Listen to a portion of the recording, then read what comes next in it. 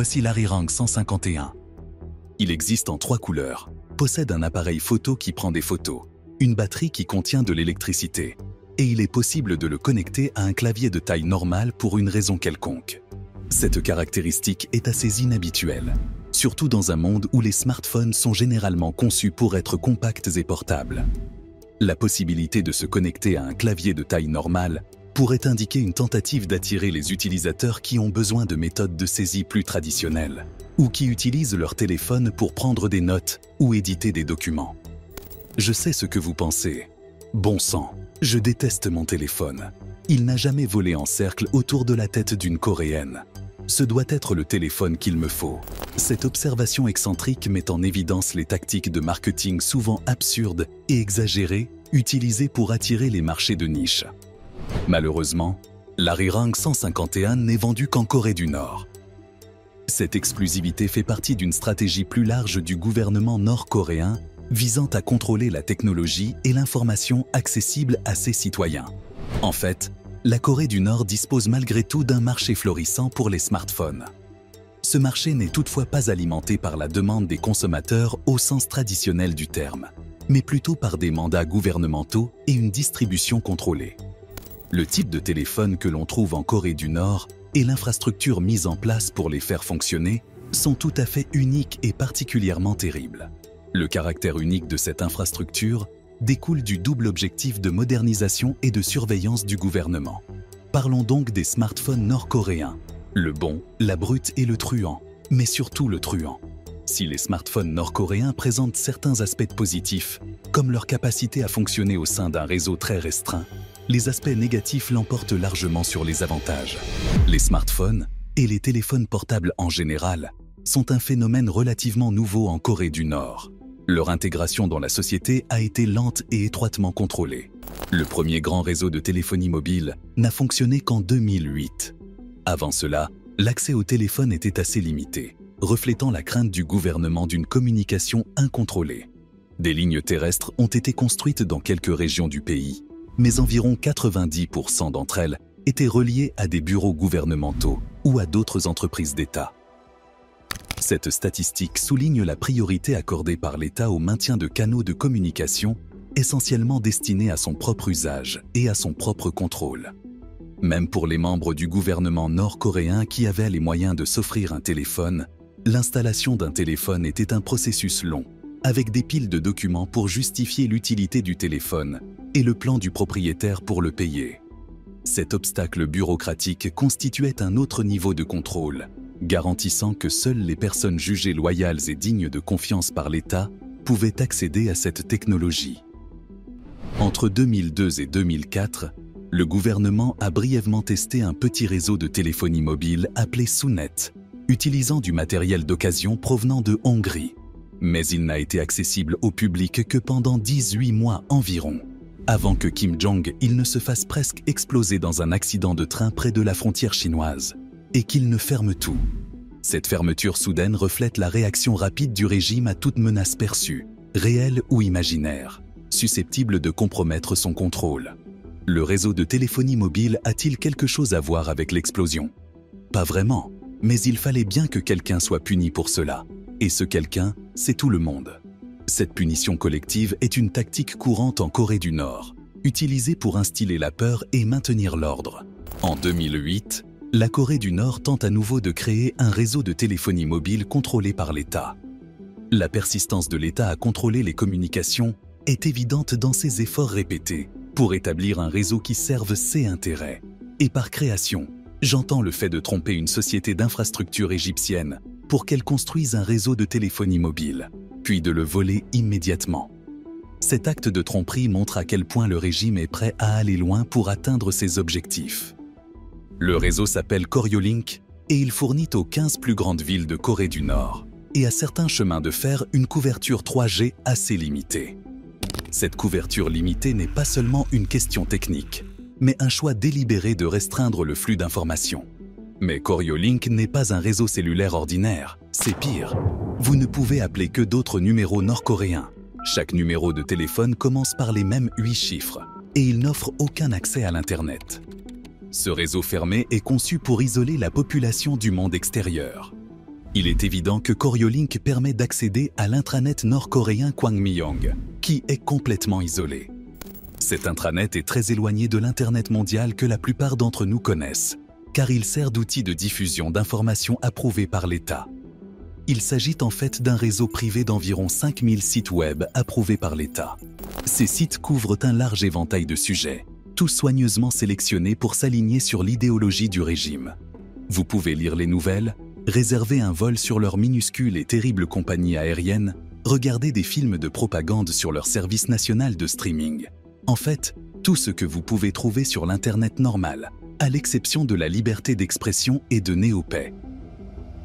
L'absence de plateforme d'expression libre souligne la peur du régime face à la dissidence et son désir de contrôler tous les récits.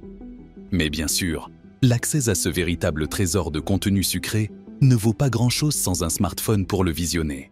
Ainsi, en 2014, la RPDC a publié 16 images de Kim dans une usine de smartphones flambant neuve pour annoncer la fabrication de son tout premier smartphone, le AS1201.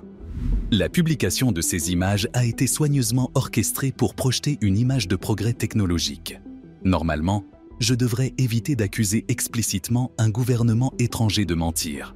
Mais la Corée du Nord devrait dépenser environ 15% de son PIB pour me poursuivre en justice. Alors elle ment. Cette usine ne produit rien, et l'AS1201 n'est presque certainement qu'une version importée et rebaptisée de cet Android chinois bas de gamme, l'Uniscope U1201. Cette pratique de rebranding de la technologie étrangère n'est pas rare en Corée du Nord, où le développement technologique indigène est limité.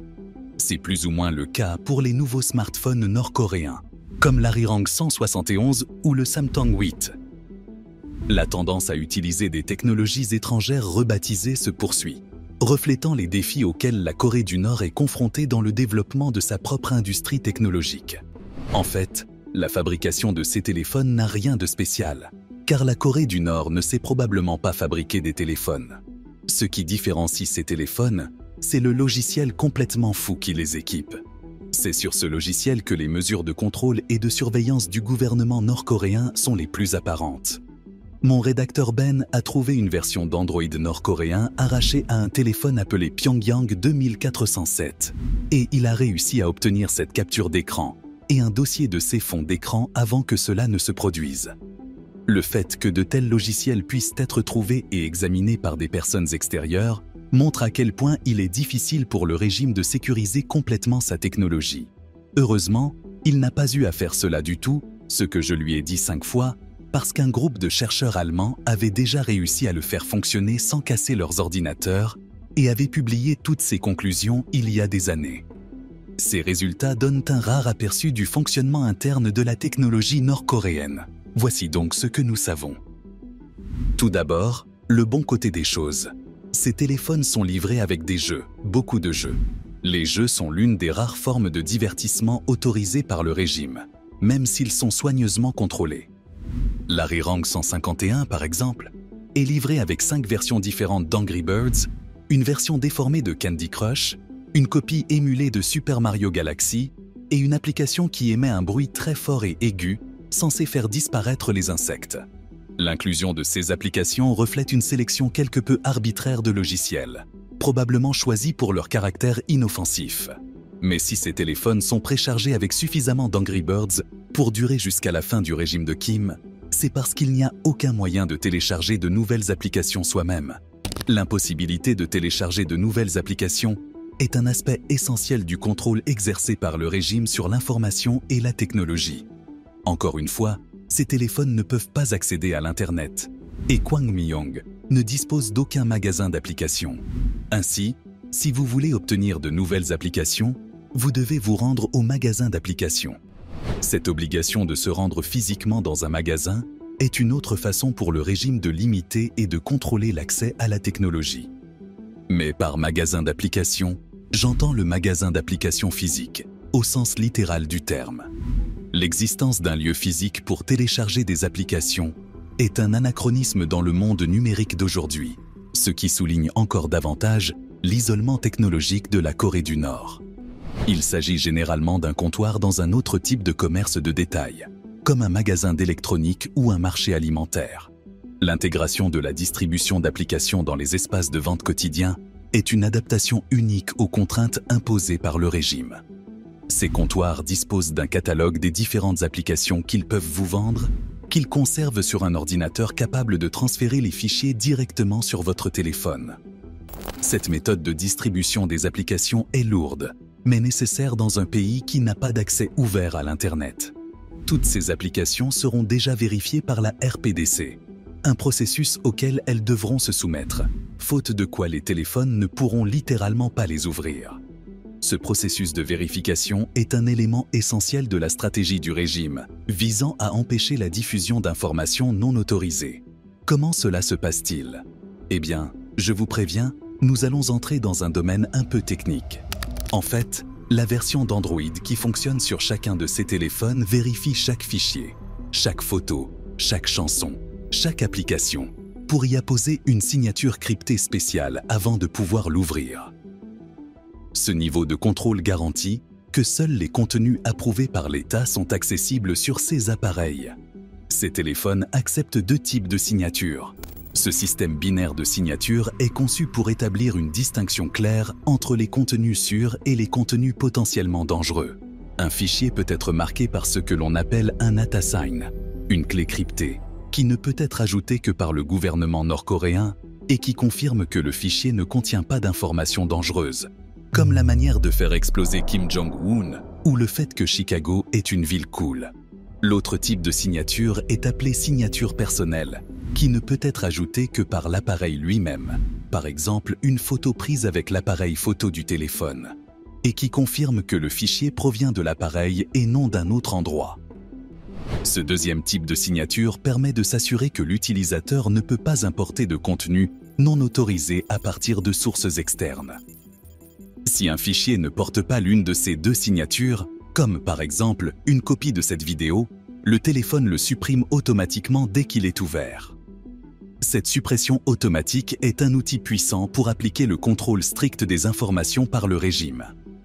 Ce système de signature est à son tour protégé par un autre programme appelé Red Flag, qui fonctionne en permanence en arrière-plan pour vérifier que le système de signature n'a pas été supprimé et qui effectue également une capture d'écran à chaque fois qu'une application est ouverte et la place dans un dossier dont l'accès est réservé au gouvernement. Ce niveau de surveillance est omniprésent et laisse peu de place à la vie privée. Mais au cas où ces menaces vous sembleraient vaines parce que vous n'êtes pas encore convaincu que le gouvernement nord-coréen violerait le 4e amendement de la Constitution des États-Unis, le téléphone est également préchargé avec une autre application appelée TraceViewer, dont le seul but est de vous montrer le dossier de capture d'écran que vous ne pouvez ni supprimer ni même consulter, juste pour prouver que votre téléphone vous espionne bel et bien. L'inclusion de TraceViewer est un rappel effrayant de la surveillance constante à laquelle sont soumis les citoyens nord-coréens. Tout cela nous rend reconnaissants d'utiliser des téléphones libres et sûrs qui, en ce qui me concerne, ne m'espionnent pas du tout parce que je ne peux pas voir le dossier de preuve. Merci d'être resté jusqu'ici. N'hésitez pas à cliquer sur l'une des vidéos à l'écran pour plus de contenu similaire.